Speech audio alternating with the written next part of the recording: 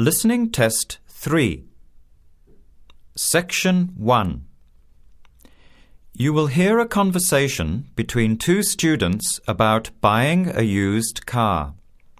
First, you have some time to look at questions 1 to 6.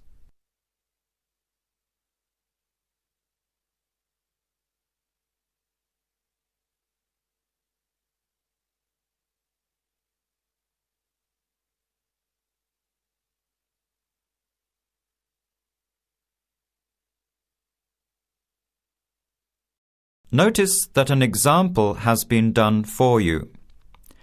This time only, the conversation relating to the example will be played first.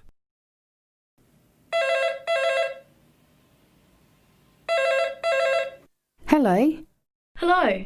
Can I speak to Eleanor, please? This is Eleanor speaking. Hi. My name is Jan. I'm calling about the car that was advertised on the notice board in the Student Union building.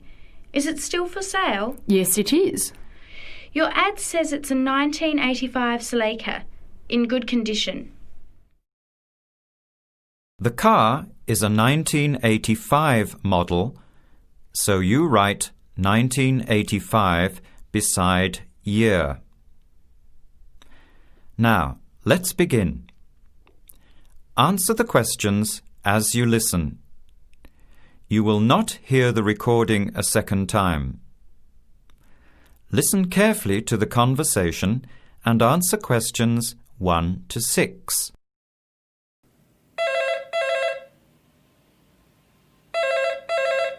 Hello.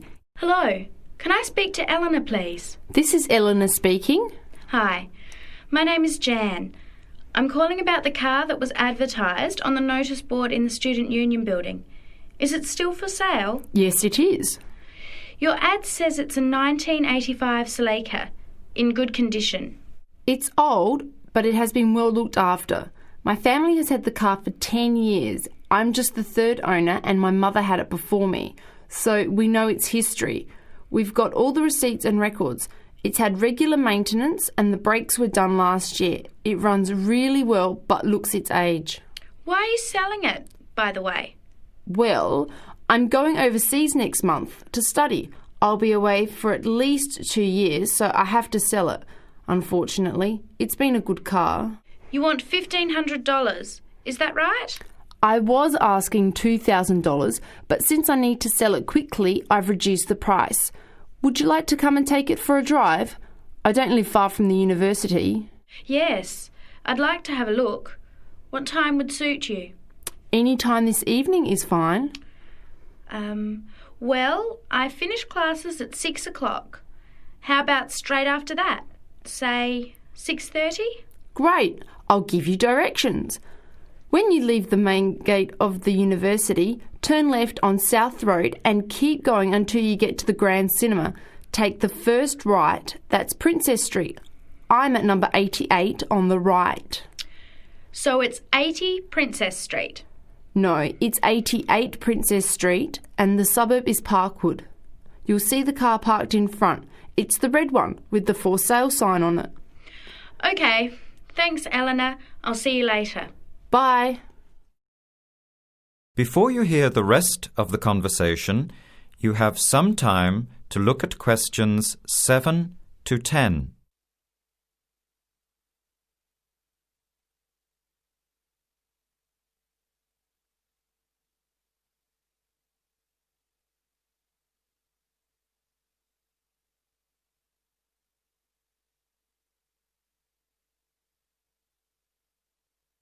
Later that day, at the university, Jan meets up with her friend Sam and tells him about the car.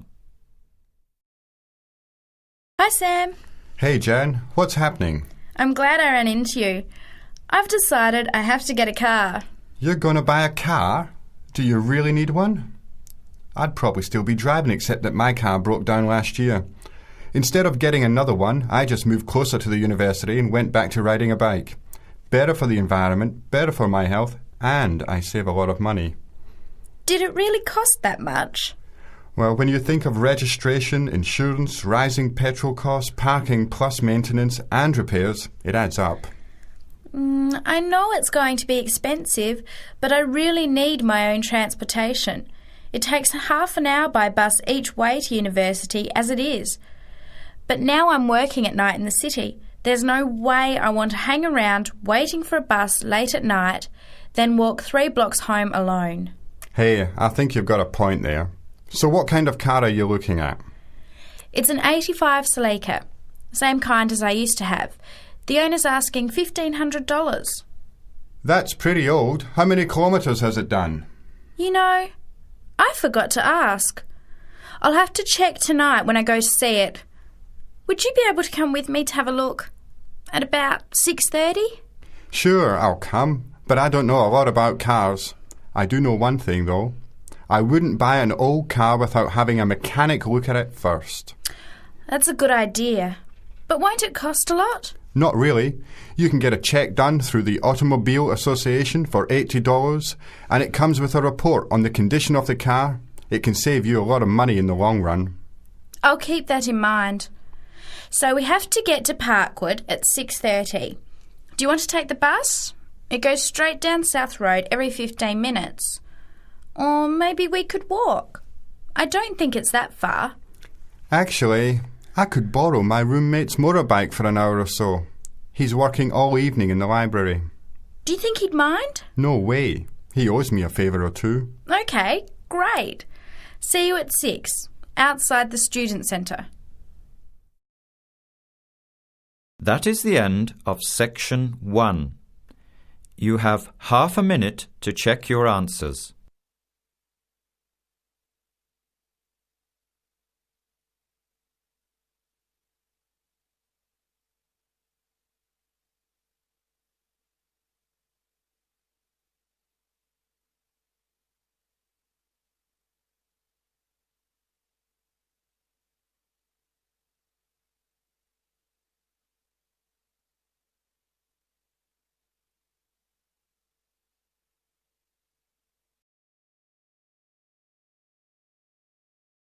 Test 3, Section 2.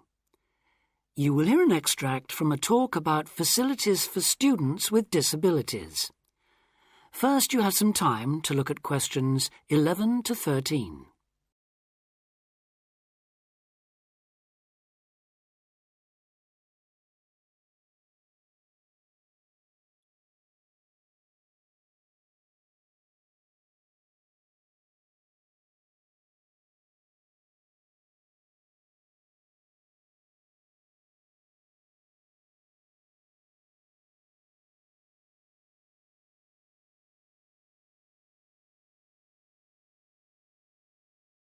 Now listen carefully and answer questions 11 to 13.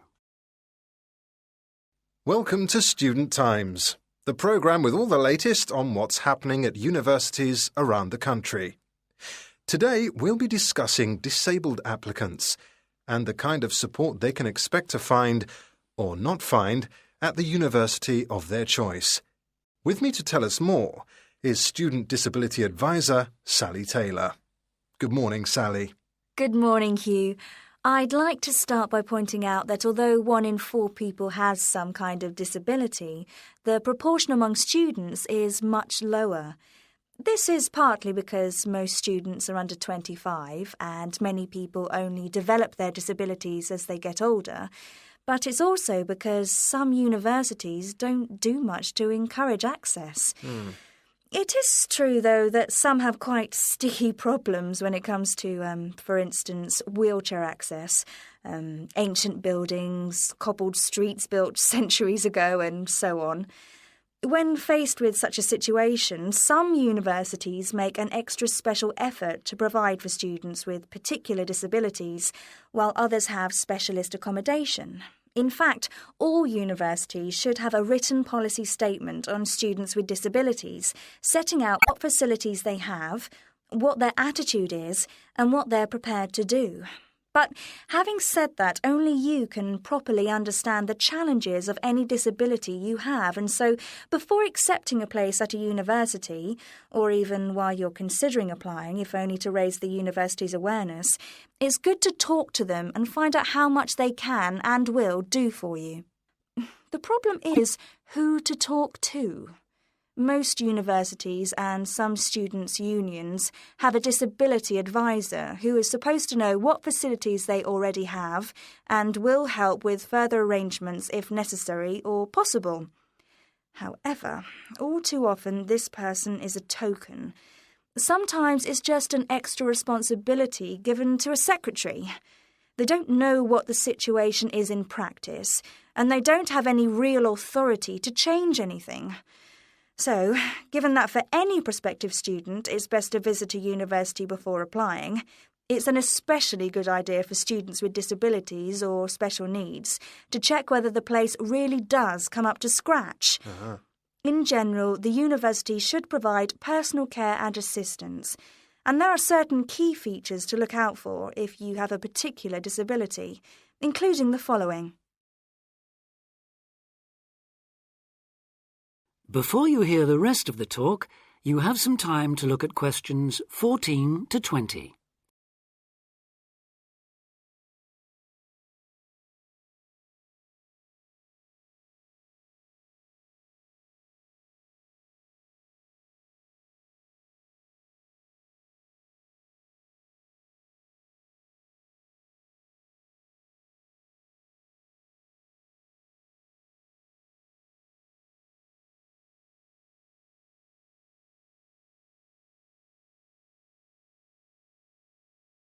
Now listen and answer questions 14 to 20.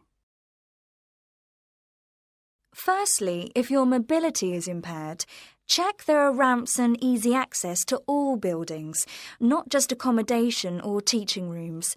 Then, when you're inside, look for clear instructions on fire and emergency procedures for the disabled. Also, make sure there are lifts that work, not the usual ones that seem to be out of order half the time. And check for suitable lavatory facilities. There is a different set of things to look for if you suffer from any kind of hearing impairment. There should be induction loops in lecture theatres, flashing sirens in all rooms, and in accommodation, visual doorbells that light up when somebody calls round to see you. If it is your sight that is impaired, there obviously need to be braille translators of books and documents. In all buildings, the stairs, floors, doorways and windows must have clear markings, and there also have to be special fire and emergency procedures for you. If you suffer from dyslexia, you will need a computer for general use and in exams. And as exams may take you longer to complete, you should be allowed extra time in which to do so. This applies to work in general too. There are, of course, many other possible health difficulties that you may suffer from, such as diabetes, epilepsy, or heart conditions. If this is the case, check the availability of access to appropriate treatment, including medication and/or therapy. Finally, make sure that in the event of an emergency, it is clear what you and other people who may be involved have to do. That is the end of Section 2. Test 3, Section 3. You will hear 3 students discussing a programme of activities for new students at a college. First, you have some time to look at questions 21 to 26.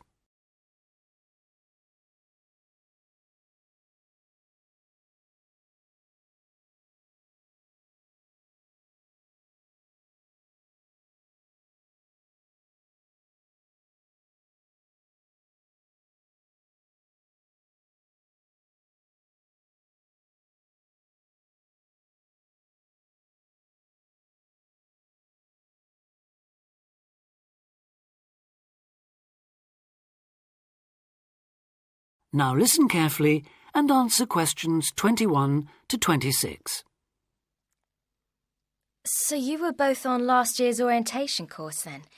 How did it go? I loved it. The activities were well organised and I met people from all over the world. Yes, it was useful. And you think I should sign up for this year's course? Yes, definitely. Apart from being fun, it really does prepare you for all the things you have to do in your first couple of weeks. In fact, one of the most useful things was chatting to people who'd already been there for a year, so-called senior students. They'd been on the orientation course the year before last and recommended it to us. Oh, and there was a great atmosphere at the formal dinner too. It was so colourful with people in their traditional dress from Asia, Africa, South America. It was one of the high points of the whole week. That was right at the end, of course. The first thing they did on the Monday was take us on a guided tour of the Students' Union. And after that, they took us round the city centre, showing us things like the bus station, the main shops. And the best pubs. Right, so it was very worthwhile. Yes, though maybe they could have taken us to a better nightclub. The music at the place we went to was lousy. That's a matter of taste, surely. Well, anyway, the next day they showed us around everything on the campus. And believe me, it was everything. We must have walked miles. I could have done with less information on every building in sight, given that I'll probably never need to go into half of them, and a bit more on places everyone's likely to use at some time or other, like the sports block, the health centre, the bicycle and car parks. Which reminds me, there was an afternoon session on how to drive in this country, which seemed to me a bit weird, you know, for a university course. I suppose it's because there have been accidents involving students who aren't used to people driving on the left. I was there, actually. How was it? Well, I must say I was a bit disappointed. There were some useful driving tips, but it might have been more helpful if it had included stuff for pedestrians. How to avoid getting run over, for example. You didn't go to the session on safety, then? No. Well, apparently that dealt with road safety for pedestrians, along with lots of other aspects, of course. I wasn't there myself, but that might be something worth going to, Julia. Before you hear the rest of the discussion, you have some time to look at questions 27 to 30.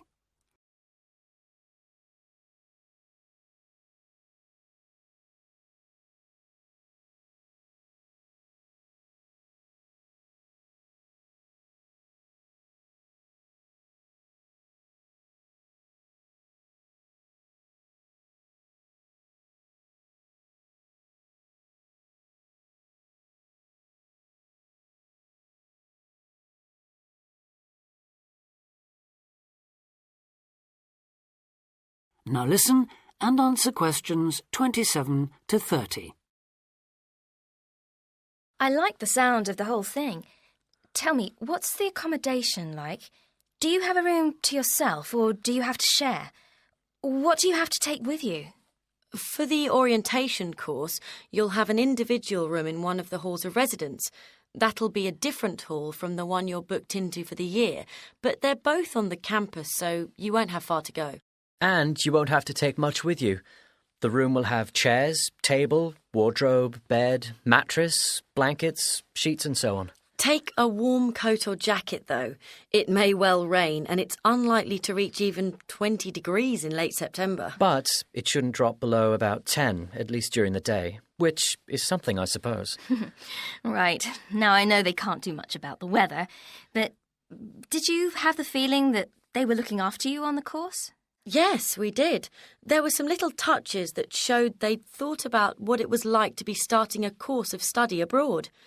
Such as? Well, it's just a small example, but they gave us free email access to contact people at home.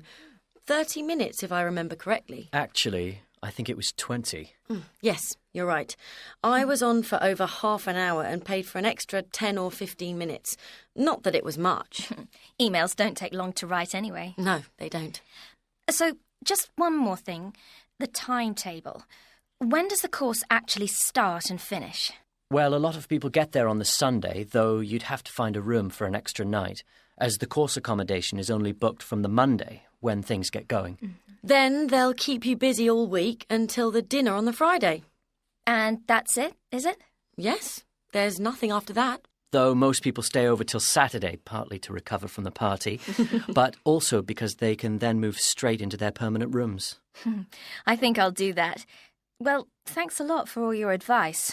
I'm sure I'll enjoy the course. I wish I could go on this year's too. That is the end of section 3. Test 3. Section 4. You will hear part of a lecture about fireworks. First, you have some time to read questions 31 to 40.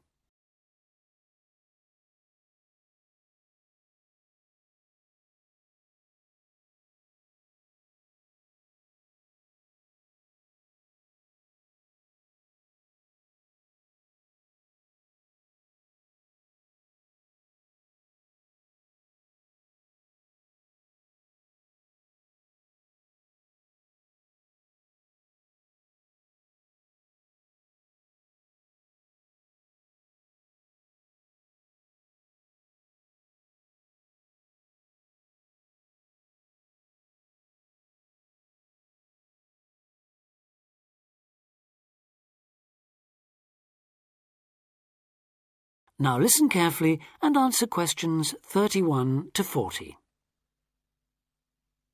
Good afternoon, everyone, and welcome to this short talk on the subject of fireworks. Now, fireworks, as I'm sure many of you know, were invented in China, though there has long been disagreement as to exactly when, or even in which century. The consensus nowadays, though, is that it was in the 6th, as there is considerable evidence of war rockets being made then. We also know that fireworks were in use by the 7th century in Arabia, where they were called Chinese arrows, reflecting their military potential. It then took a long time for them to spread to Europe. In fact, it wasn't until the 1200s that fireworks made their appearance there.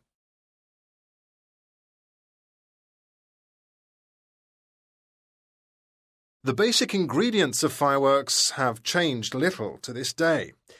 Their explosive capacity comes mainly from black powder, also known as gunpowder, which is produced from a mixture of charcoal, sulphur, and potassium nitrate.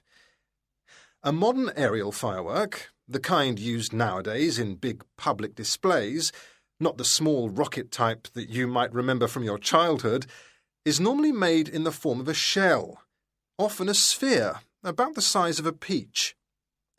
Inside the shell are a number of stars, surrounded by black powder, and running through the centre of the round shell is a charge that makes the firework explode when it reaches the desired altitude. This is known as the bursting charge. When this explodes, it ignites the outside of the stars, which begin to burn with bright showers of sparks.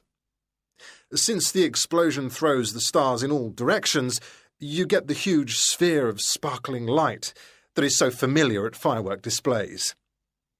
A shell of this kind is launched from a 75mm diameter mortar, which in some ways resembles the type used by the military. The mortar is a steel, or increasingly for safety reasons, shatterproof plastic pipe. This is likely to be 500mm long and sealed at one end. The other end is aimed at the sky, and at the bottom of the pipe, below the shell, is placed a cylinder containing black powder. This has a long fuse, which projects out of the tube.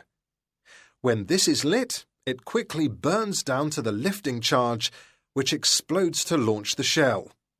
In so doing, it also lights the shell's fuse. The shell's fuse burns while the shell rises to its correct altitude and then ignites the bursting charge so it explodes. More complicated shells are divided into sections and burst in 2 or 3 phases. Shells like this are called multi-break shells. They may contain stars of different colours and compositions to create softer or brighter light, more or less sparks, etc. Some shells contain explosives designed to crackle in the sky, or whistles that explode outward with the stars. The sections of a multi-break shell are ignited by different fuses, and the bursting of one section ignites the next. The shells must be assembled in such a way that each section explodes in sequence to produce a distinct, separate effect. The pattern that an aerial shell paints in the sky depends on the arrangement of stars inside the shell. For example, if the stars are equally spaced in a circle, with black powder inside the circle, you will see an aerial display of smaller star explosions equally spaced in a circle. To create a specific figure in the sky, for instance a heart shape, you create an outline of the figure in stars inside the shell. Then you place explosive charges inside those stars to blow them outward into the shape of a large heart. Each charge has to be ignited at exactly the right time, or the whole thing is spoiled. Many other shapes have particular names, like the willow.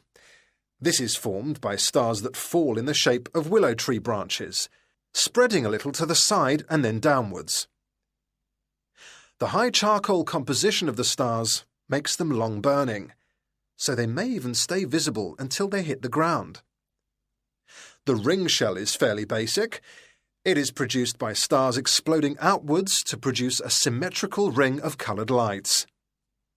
More complex is the pattern created by the palm, which contains large comets or charges in the shape of a solid cylinder.